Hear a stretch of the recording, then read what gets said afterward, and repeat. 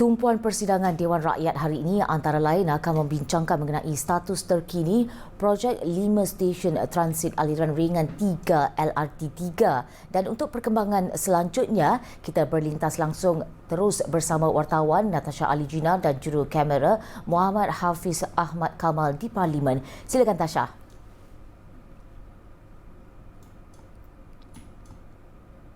Ya, Helena, bagi menjawab pertanyaan yang Muhammad Ahli Parlimen Padang Rengas iaitu Kapten Azhari Hassan berhubung status terkini penerusan projek 5 stesen transit aliran ringan 3 iaitu LRT3, Timbalan Menteri Pengangkutan Datuk Hasbi Habibullah berkata pembinaan 5 stesen di bawah projek LRT3 itu iaitu melibatkan stesen Tropicana, Raja Muda, Temasha, Bukit Raja dan Bandar Botani telah ditangguhkan pada 2018 susulan langkah penjimatan kerajaan.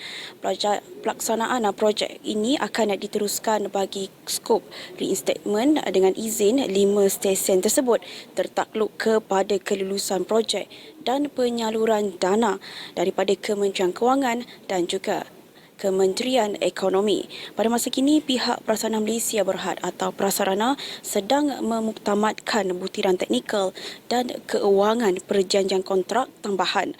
Skop kerja reinstatement dengan izin melibatkan skop reka bentuk dijangka akan bermula pada suku pertama 2025, manakala kerja-kerja fizikal dijangka akan bermula pada suku keempat tahun depan bagi tempoh 2 tahun.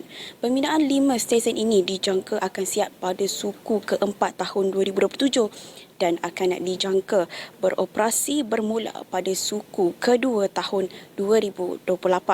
Namun begitu, selaras dengan langkah kerajaan penjimatan kerajaan pada 2018 lalu, kos tersebut telah dikurangkan kepada 16.63 bilion ringgit melalui pengurangan skop projek penambahan 5.3 bilion ringgit bagi skop reinstatement dengan izin menjadikan kos keseluruhan projek LRT3 adalah sebanyak 21.93 bilion ringgit.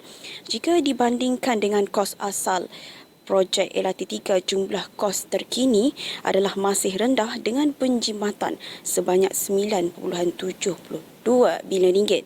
Sumber pembiayaan bagi skop reinstatement dengan izin sedang dipertimbangkan oleh Kementerian Keuangan.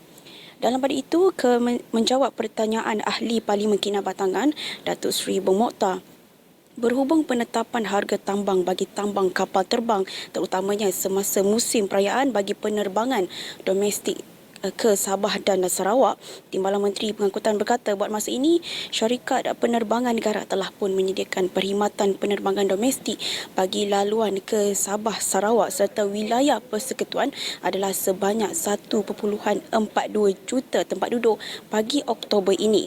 Meskipun Malaysia Airlines Berhad MAB telah pun mengurangkan sebanyak 95,906 tempat duduk bermula Ogos sehingga Disember tahun ini, namun syarikat-syarikat penerbangan lain seperti AirAsia, AirAsia X dan Batik Air telah pun menambah kapasiti sebanyak 139,578 tempat duduk bagi menampung kekurangan tersebut. Pembatalan sementara bagi penerbangan yang terjejas dari bulan Ogos sehingga Disember tahun ini telah pun dimaklumkan pada para penumpang dan segala proses pengmakluman itu kebanyakannya telah selesai. Kini MAB beroperasi seperti biasa dan hanya membatalkan penerbangan apabila berlaku force majeure dengan izin, iaitu apabila keperluan untuk membatalkan penerbangan jika ia melibatkan keselamatan berpunca daripada cuaca buruk atau nasihat dari penguatkuasa penerbangan tempatan dan antarabangsa di antara laluan udara tertentu. Antara punca kelewatan penerbangan adalah disebabkan oleh operasi syarikat penerbangan seperti penggiliran pesawat dan anak kapal serta keadaan luar biasa dan isu teknikal. Manakala punca pembatalan penerbangan adalah disebabkan oleh komersial seperti muatan rendah, masalah operasi syarikat penerbangan seperti kekurangan anak kapal, kelewatan ketibaan pesawat, putaran pesawat, keadaan luar biasa seperti cuaca, kawalan trafik udara dan masalah teknikal teknikal seperti aircraft on the ground dengan izin.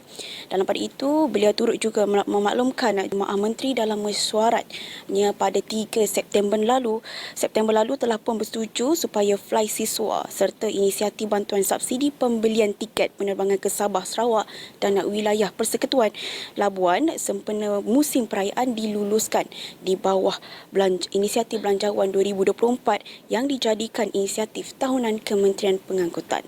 Baik Helena, saya kira itu sahaja yang saya dapat bawakan antara tumpuan utama Dewan Rakyat pada hari ini. Kita kembali kepada Helena untuk laporan berita seterusnya. Silakan Helena.